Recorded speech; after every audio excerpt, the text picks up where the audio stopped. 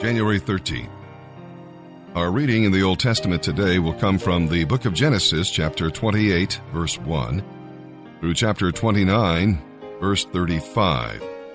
And here in the Old Testament, we'll read about a day of disappointment. Jacob was a lonely fugitive, forced to flee from home.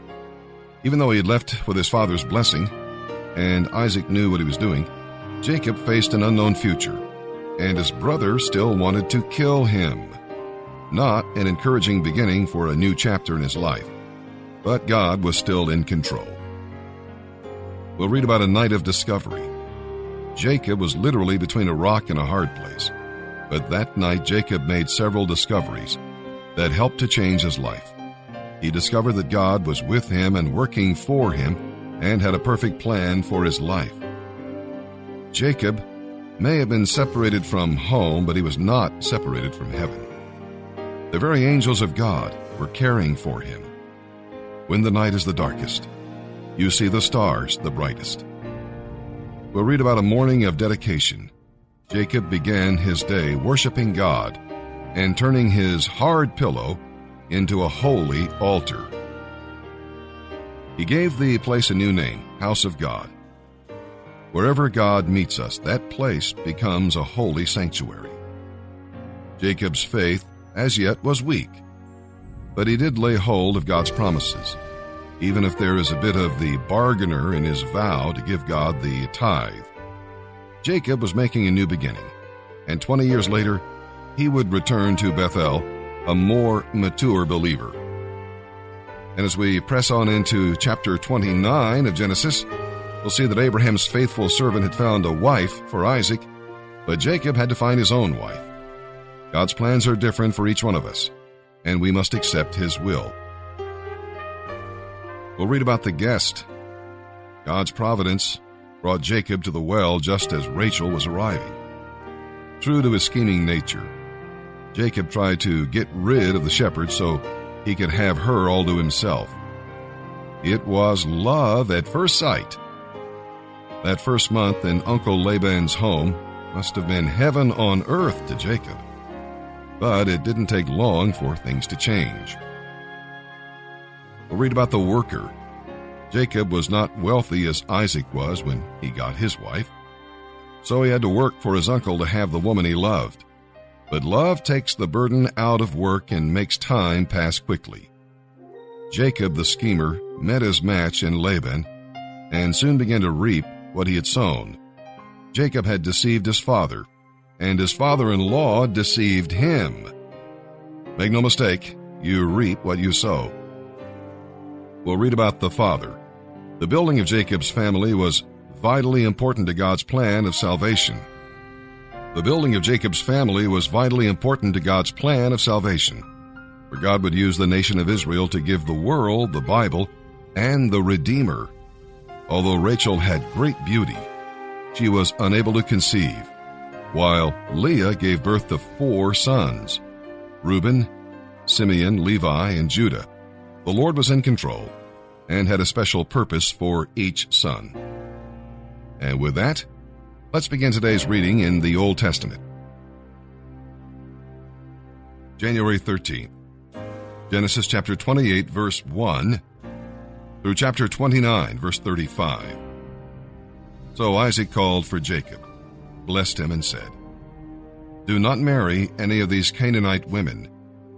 Instead, go at once to Paddan Aram, to the house of your grandfather Bethuel, and marry one of your uncle Laban's daughters. May God Almighty bless you and give you many children, and may your descendants become a great assembly of nations.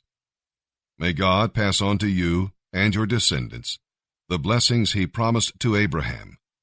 May you own this land, where we now are foreigners, for God gave it to Abraham." So Isaac sent Jacob away, and he went to Paddan Aram to stay with his uncle Laban, his mother's brother, the son of Bethuel, the Aramean. Esau heard that his father had blessed Jacob and sent him to Paddan Aram to find a wife, and that he had warned Jacob not to marry a Canaanite woman. He also knew that Jacob had obeyed his parents and gone to Paddan Aram. It was now very clear to Esau that his father despised the local Canaanite women. So he visited his uncle Ishmael's family and married one of Ishmael's daughters in addition to the wives he already had. His new wife's name was Mahalath. She was the sister of Nebaioth and the daughter of Ishmael, Abraham's son. Meanwhile, Jacob left Beersheba and traveled toward Haran. At sundown he arrived at a good place to set up camp and stopped there for the night. Jacob found a stone for a pillow and lay down to sleep. As he slept, he dreamed of a stairway that reached from heaven to earth, and he saw the angels of God going up and down on it. At the top of the stairway stood the Lord, and he said, "I am the Lord, the God of your grandfather Abraham, and the God of your father Isaac. The ground you are lying on belongs to you. I will give it to you and your descendants. Your descendants will be as numerous as the dust of the earth. They will cover the land from east to west and from north to south. All the families of the earth will be blessed through you and your descendants. What's more, I will be with you, and I will protect you wherever you go. I will someday bring you safely back to this land. I will be with you constantly until I have finished giving you everything I have promised." Then Jacob woke up and said, "Surely the Lord is in this place, and I wasn't even aware of it." He was afraid and said, "What an awesome place this is! It is none other than the house of God, the gateway to heaven." The next morning he got up very early. He took the stone he had used as a pillow and set it upright as a memorial pillar. Then he poured olive oil over it. He named the place Bethel, House of God, though the name of the nearby village was Luz. Then Jacob made this vow, "If God will be with me and protect me on this journey and give me food and clothing, and if he will bring me back safely to my father, then I will make the Lord my God. This memorial pillar will become a place for worshiping God, and I will give God 1/10 of everything he gives me." Jacob hurried on, finally arriving in the land of the east. He saw in the distance 3 flocks of sheep lying in an open field beside a well, waiting to be watered, but a heavy stone covered the mouth of the well. It was the custom there to wait for all the flocks to arrive before removing the stone. After watering them, the stone would be rolled back over the mouth of the well. Jacob went over to the shepherds and asked them, "Where do you live?" "At Haran," they said. "Do you know a man there named Laban, the grandson of Nahor?" "Yes, we do," they replied. "How is he?" Jacob asked. "He's well and prosperous. Look, here comes his daughter Rachel with the sheep." "Why don't you water the flocks so they can get back to grazing?" Jacob asked. "They'll be hungry if you stop so early in the day." "We don't roll away the stone and begin the watering until all the flocks and shepherds are here," they replied. As this conversation was going on, Rachel arrived with her father's sheep, for she was a shepherd. And because she was his cousin, the daughter of his mother's brother, and because the sheep were his uncle's, Jacob went over to the well and rolled away the stone and watered his uncle's flock. Then Jacob kissed Rachel, and tears came to his eyes. He explained that he was her cousin on her father's side, her Aunt Rebekah's son. So Rachel quickly ran and told her father Laban. As soon as Laban heard about Jacob's arrival, he rushed out to meet him and greeted him warmly. Laban then brought him home, and Jacob told him his story. "Just think, my very own flesh and blood," Laban exclaimed. After Jacob had been there about a month, Laban said to him, "You shouldn't work for me without pay just because we are relatives. How much do you want?" Now Laban had 2 daughters, Leah, who was the oldest, and her younger sister Rachel. Leah had pretty eyes, but Rachel was beautiful in every way, with a lovely face and shapely figure. Since Jacob was in love with Rachel, he told her father, "I'll work for you 7 years if you'll give me Rachel, your younger daughter, as my wife." "Agreed," Laban replied. "I'd rather give her to you than to someone outside the family." So Jacob spent the next 7 years working to pay for Rachel. But his love for her was so strong that it seemed to him but a few days. Finally, the time came for him to marry her. "I have fulfilled my contract," Jacob said to Laban. "Now give me my wife so we can be married." So Laban invited everyone in the neighborhood to celebrate with Jacob at a wedding feast. That night, when it was dark, Laban took Leah to Jacob, and he slept with her. And Laban gave Leah a servant, Zilpah, to be her maid. But when Jacob woke up in the morning, it was Leah. "What sort of trick is this?" Jacob raged at Laban. "I worked 7 years for Rachel. What do you mean by this trickery?" "It's not our custom to marry off a younger daughter ahead of the firstborn," Laban replied. "Wait until the bridal week is over, and you can have Rachel too. That is, if you promise to work another 7 years for me." So Jacob agreed to work 7 more years. A week after Jacob had married Leah, Laban gave him Rachel too. And Laban gave Rachel a servant, Bilhah, to be her maid. So Jacob slept with Rachel too, and he loved her more than Leah. He then stayed and worked the additional 7 years. But because Leah was unloved, the Lord let her have a child, while Rachel was childless. So Leah became pregnant and had a son. She named him Reuben, for she said, "The Lord has noticed my misery, and now my husband will love me." She soon became pregnant again and had another son. She named him Simeon, for she said, "The Lord heard that I was unloved and has given me another son." Again she became pregnant and had a son.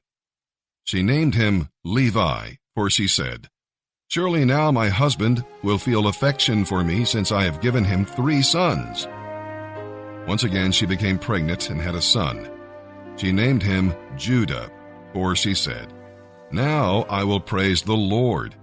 And then she stopped having children.